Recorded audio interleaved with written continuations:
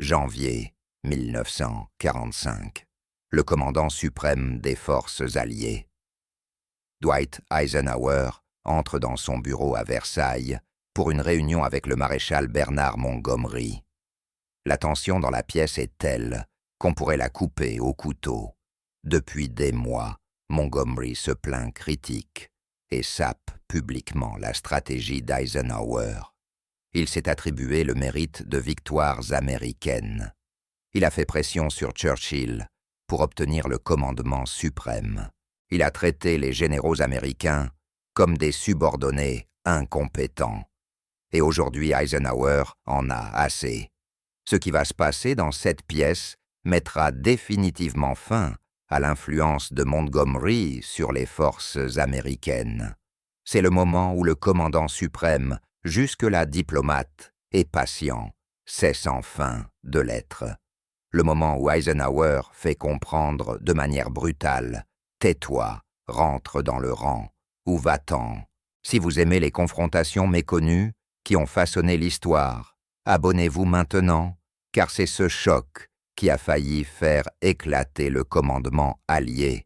Pour comprendre pourquoi Eisenhower a finalement craqué, il faut comprendre ce qui a conduit à cet instant.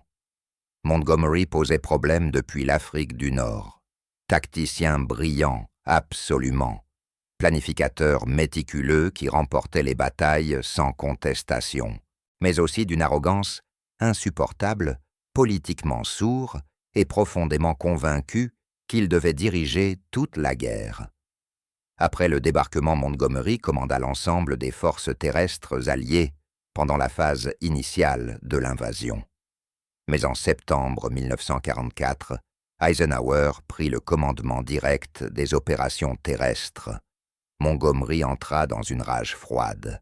Il était convaincu d'être le seul à posséder le génie militaire nécessaire pour mener l'assaut final contre l'Allemagne. À partir de ce moment, il devint une épine permanente dans le pied d'Eisenhower. Il critiqua la stratégie du « front large » d'Eisenhower, plaidant à la place pour une percée unique et concentrée vers l'Allemagne sous son propre commandement. Il fit continuellement pression sur Churchill. Il donna des conférences de presse qui sapaient subtilement le leadership américain. Il traita Bradley et Patton avec un mépris à peine dissimulé. Puis survint la bataille des Ardennes en décembre 1944, lorsque Eisenhower plaça temporairement 2 armées américaines sous le commandement de Montgomery pour des raisons d'efficacité opérationnelle. Montgomery y vit une justification. Il estima que cela prouvait que les commandants américains étaient incapables de gérer une situation de crise sans supervision britannique. Le 7 janvier 1945, Montgomery tint sa conférence de presse, tristement célèbre, au cours de laquelle il s'attribua, en substance, le mérite d'avoir sauvé les Américains du désastre. Les généraux américains furent furieux. Omar Bradley menaça de démissionner, plutôt que de servir à nouveau sous les ordres de Montgomery. Patton voulut le provoquer en duel. L'alliance se fissurait, et Eisenhower savait qu'il devait agir de manière décisive. La date exacte de la confrontation n'apparaît pas dans les documents officiels, et pour de bonnes raisons. Ce qui s'est passé dans cette pièce était trop explosif pour être consigné par écrit. Mais nous savons que cela s'est produit à la mi-janvier 1945, peu après la conférence de presse désastreuse de Montgomery. De multiples sources, l'aide de camp naval d'Eisenhower, Harry Butcher, son chef d'état-major, Walter Bedell Smith, ainsi que des témoignages ultérieurs d'officiers britanniques, ont confirmé qu'Eisenhower convoqua Montgomery à son quartier général pour une réunion privée. Selon le journal de Butcher, Eisenhower se prépara à l'entretien en disant à Smith « J'en ai fini avec la diplomatie avec Monty. S'il ne peut pas accepter mon autorité, alors il peut rentrer chez lui. » Smith, qui gérait les plaintes de Montgomery depuis des mois, aurait répondu « Il était temps, monsieur. » Lorsque Montgomery arriva au quartier général d'Eisenhower à Versailles, il s'attendait à une nouvelle discussion stratégique, peut-être à une autre occasion, de défendre son projet d'une percée unique en Allemagne sous son commandement. Ce qu'il trouva à la place, c'était quelque chose qu'il n'avait jamais connu auparavant, Eisenhower à bout. La réunion dura environ 30 minutes. Aucun compte rendu officiel ne fut établi, mais à partir des témoignages de ceux qui furent informés immédiatement après, on peut reconstituer ce qui s'est passé. Eisenhower ne perdit pas de temps en politesse. Il aborda directement la conférence de presse de Montgomery. Vos déclarations à la presse ont causé de graves dommages à l'unité alliée. Les généraux américains sont furieux. Les journaux américains réclament votre révocation, et je ne suis pas sûr de ne pas être d'accord avec eux. Montgomery tenta d'expliquer qu'il avait fait l'éloge des troupes américaines, que la presse avait mal compris ses intentions. Eisenhower l'interrompit. « Je me moque de vos intentions. Ce qui m'importe, ce sont les résultats. Et le résultat, c'est que vous avez amené les Américains à se demander s'il s'agit vraiment d'un partenariat, ou si nous sommes simplement là pour fournir des hommes et du matériel à la gloire britannique. » Puis, Eisenhower dit quelque chose qui dut profondément choquer Montgomery. « Vous semblez croire que vous devriez diriger cette campagne. Vous l'avez clairement fait comprendre dans chacune de nos conversations depuis septembre. Alors, laissez-moi être tout aussi clair. Vous ne dirigez pas cette campagne, c'est moi. Et si vous ne pouvez pas l'accepter, je demanderai à Churchill de vous relever de votre commandement. » Selon un témoignage, Montgomery commença à protester, cherchant à expliquer son raisonnement stratégique et à démontrer pourquoi son approche était supérieure. C'est alors qu'Eisenhower prononça la phrase qui allait devenir légendaire pour ceux qui en entendirent parler par la suite.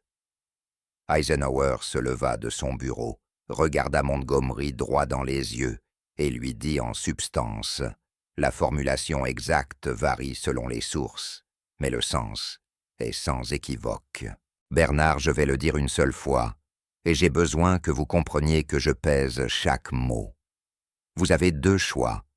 Vous pouvez accepter mon autorité de commandement sans réserve, cesser de faire pression sur Churchill pour obtenir mon poste, cesser de critiquer les généraux américains et cesser de donner des conférences de presse qui sapent l'unité alliée. Ou vous pouvez refuser et je demanderai personnellement votre relève de commandement. Ce sont vos seules options, ce que Churchill appelle « se taire ou s'en aller ». L'expression « se taire ou s'en aller » viendrait d'ailleurs de Churchill lui-même, qui avait utilisé des termes similaires en avertissant Montgomery des dégâts causés par sa conférence de presse. Eisenhower délivrait désormais le même message avec tout le poids du commandement suprême allié derrière lui. Mais Eisenhower n'en avait pas terminé. « Je dois être clair sur un autre point, » poursuivit-il. « L'armée américaine est désormais la force dominante sur ce théâtre d'opération. Nous alignons plus de divisions, fournissons plus de matériel et subissons plus de pertes que la Grande-Bretagne. Ce n'est pas une critique, c'est un fait. Et cela signifie que les préoccupations américaines comptent. Lorsque des généraux américains me disent qu'ils ne peuvent peut-être pas travailler avec vous, je dois les écouter. Lorsque les journaux américains remettent en question l'alliance à cause de vos déclarations, je dois réagir. » Puis vint la partie la plus dévastatrice. « Vous êtes un tacticien brillant, personne ne le conteste, mais vous manquez de jugement politique. Et dans une guerre de coalition, le jugement politique compte, autant que le talent tactique. Je vous ai défendu à maintes reprises. Après les incidents de gifles avec Patton, après votre lente progression à Cayon, après d'innombrables plaintes de commandants américains, mais je ne peux plus vous défendre. Pas après cela. » Montgomery, selon les témoignages, pâlit. On ne lui avait jamais parlé ainsi, ni par Eisenhower, ni par personne. Ce que Montgomery dit ensuite révèle à quel point Eisenhower l'avait pris de court. Montgomery tenta apparemment, une dernière fois, de sauver sa position. Je cherchais simplement à donner un compte rendu exact de la bataille. Le secteur nord était sous mon commandement. J'en avais le contrôle opérationnel. Je m'en fiche. Il ne s'agit pas de détails opérationnels. Il s'agit de savoir si vous comprenez votre rôle au sein de cette alliance. Vous n'êtes pas le commandant suprême. Vous êtes un commandant subordonné important, précieux, mais subordonné néanmoins. Et si vous ne pouvez pas accepter ce rôle avec grâce et humilité, alors vous ne m'êtes plus utile. Eisenhower exposa ensuite précisément ce qu'il attendait pour la suite. Je veux que vous coordonniez avec Bradley en tant qu'égal, pas en tant que supérieur. Vous cesserez de faire pression sur Churchill pour modifier la structure de commandement.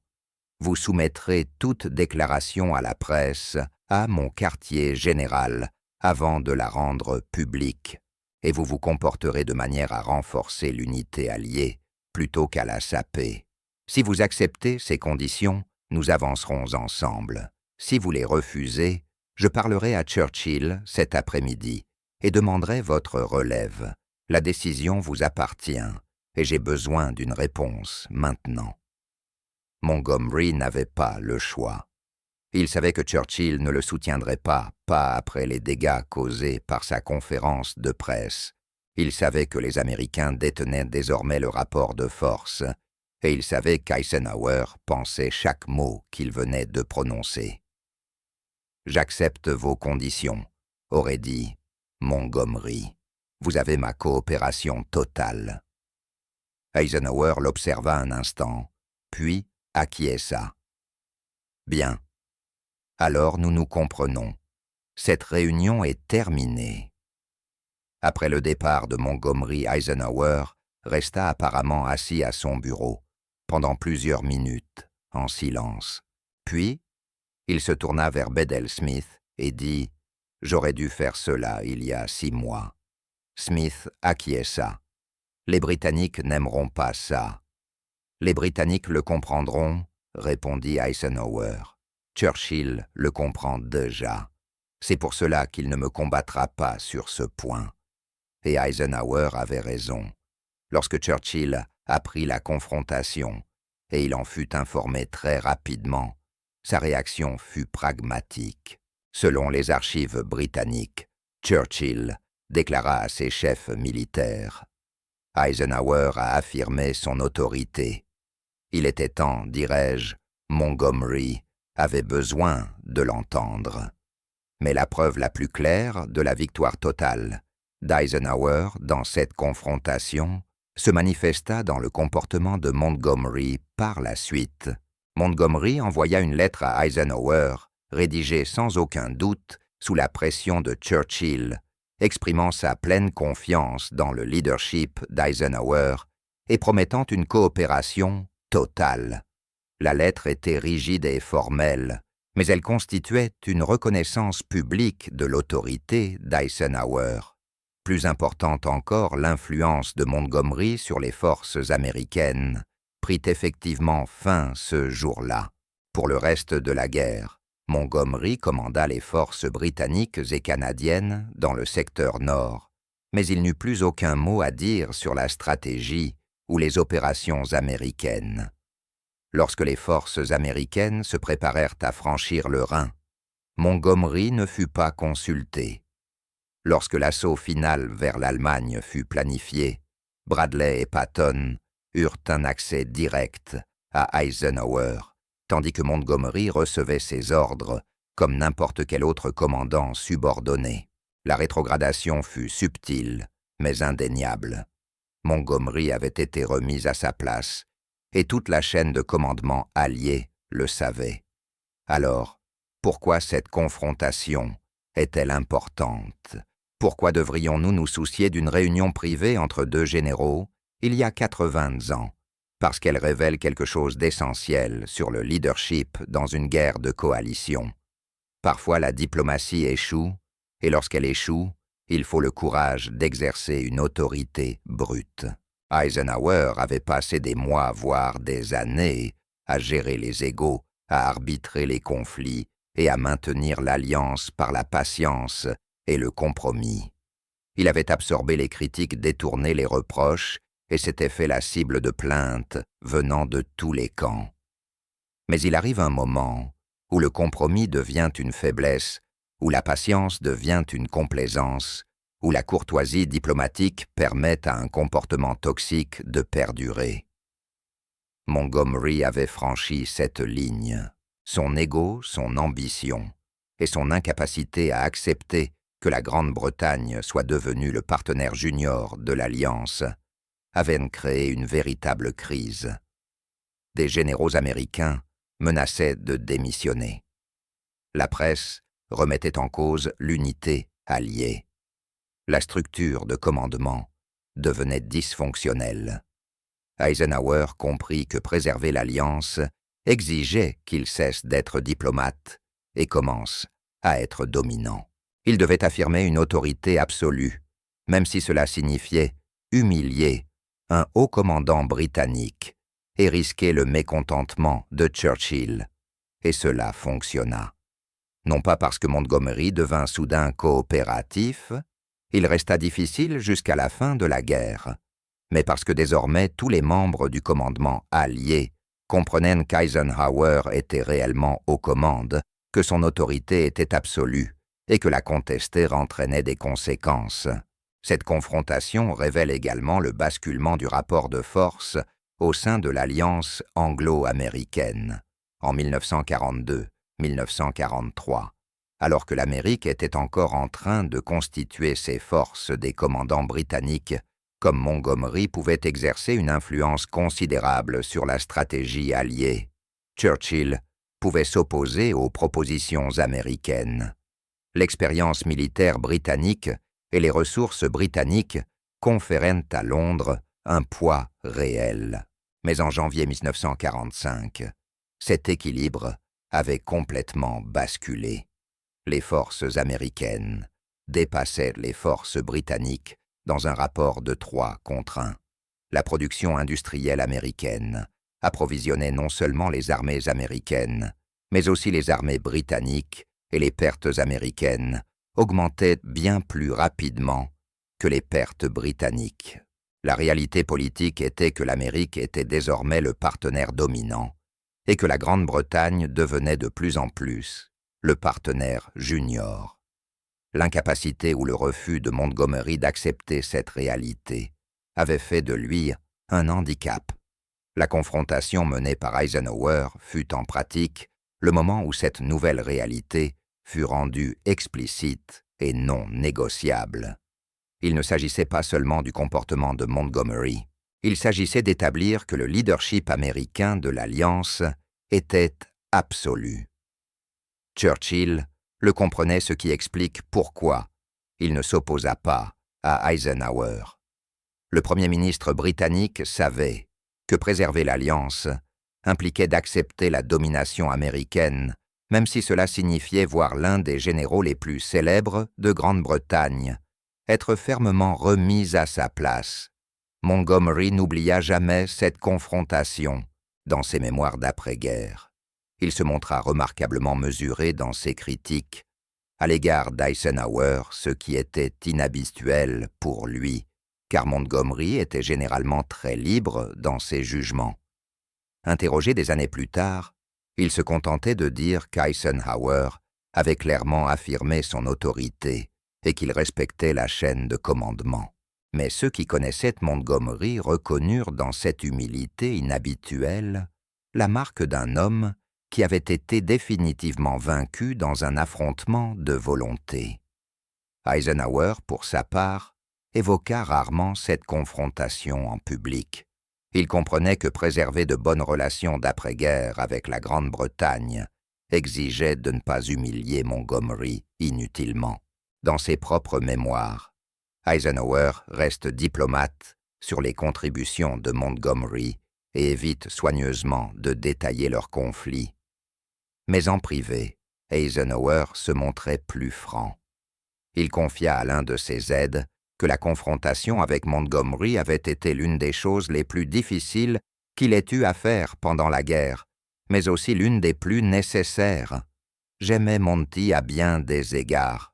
Il était brillant, dévoué, et se souciait sincèrement de ses hommes, mais il ne parvenait pas à voir au-delà de son propre ego. Et dans une guerre de coalition, cela est rédhibitoire. En janvier 1945, dans un bureau privé à Versailles, Ike cessa tout simplement d'être diplomate et commença à être dominant.